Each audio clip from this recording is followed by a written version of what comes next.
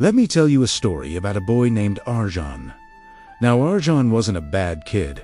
Far from it. He was smart, curious, and had a ton of hidden talent. But he had one superpower: procrastination. Homework, he'd do it later. Chores, just after this next video.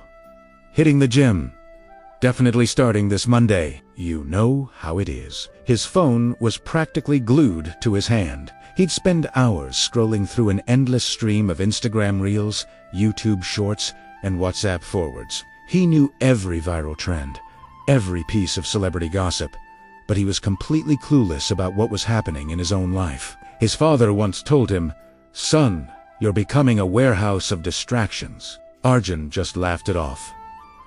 "Dad, I'm just taking a break. A little entertainment never hurt anyone. The world's not ending tomorrow. Relax." And he was right.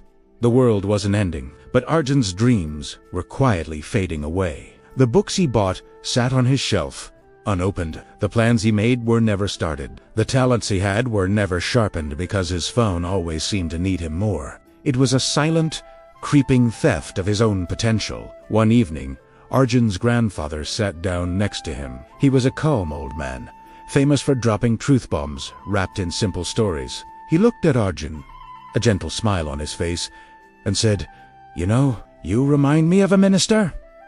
Arjan smirked, thinking, "Here we go again. What did this one do? Fall asleep during a war?" The old man's smile widened. "No," he said. "Worse. He wasted his own future, just like you're doing now." The story began. Once, there was a great and respected king. He was wise and fair, and his people loved him. He had 3 ministers he trusted with his life. But lately, he felt something was wrong. He suspected one of them was becoming lazy, dishonest, maybe even harmful to the kingdom.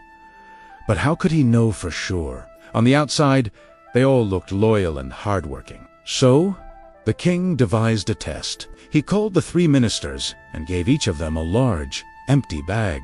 "Tomorrow," he announced, "you will go into the royal forest. I want you to fill this bag with the finest fruits you can find. You have only 1 day to complete this task." The next morning, the 3 ministers set out. The first minister, a truly dedicated man, took the king's command to heart.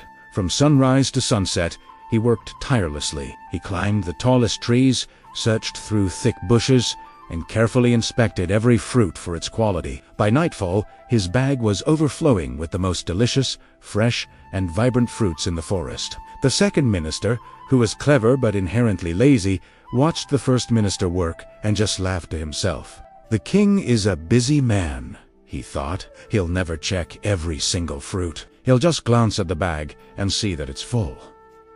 That's all that matters." So, he took the easy route. He picked up whatever was on the ground rotten, unripe, bruised fruits. The bag was full, and it smelled awful. But hey, the job was done. And then there was the third minister. Oh, he was a special case. He looked at the empty bag, then at the vast forest, then at the hot sun.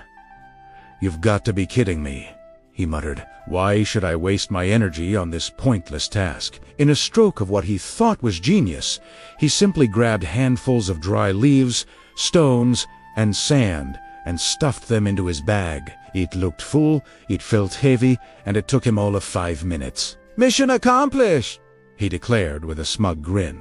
That evening all 3 returned to the palace, presenting their bags to the king. But the king didn't even glance inside. He didn't check their work at all. Instead, he gave a simple, chilling order. Take each minister and lock them in a separate prison cell for 30 days. They will receive no food or water from the outside. For the next month, they will survive only on what they collected in their bags. Arjan leaned in, his phone completely forgotten. His grandfather's voice grew slower, sharper, each word hitting its mark. The first minister, the one who worked hard, lived comfortably. For 30 days, he enjoyed a variety of fresh, delicious fruits. His effort had paid off handsomely. The second minister, the lazy one, faced a nightmare. Most of his fruits were rotten and inedible.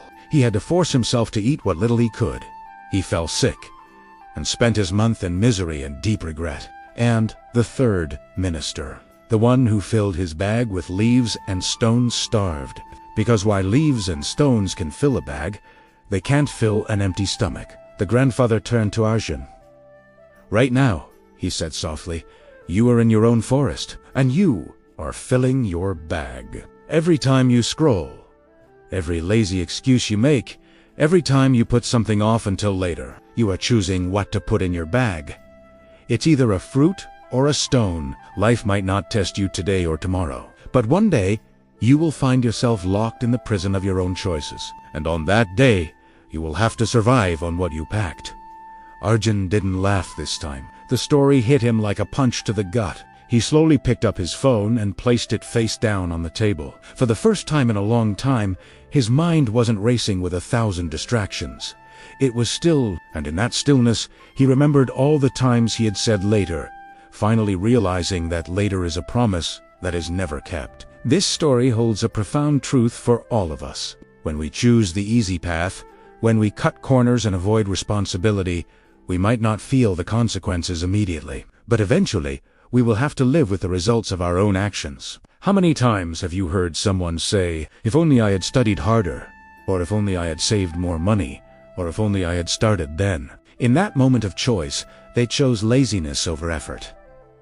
And those who chose effort are the ones who moved forward. So don't cheat on your own future. You're not fooling anyone else. You're only fooling yourself. Every bit of effort you put in today is a piece of fruit you're saving for tomorrow. It's an investment in your own well-being. Keep working, keep learning, keep building the life you truly deserve. Don't fill your bag with stones. Thank you so much for watching. If this story resonated with you, please hit that like button, subscribe for more content like this, and share it with someone who might need to hear it today. See you in the next video.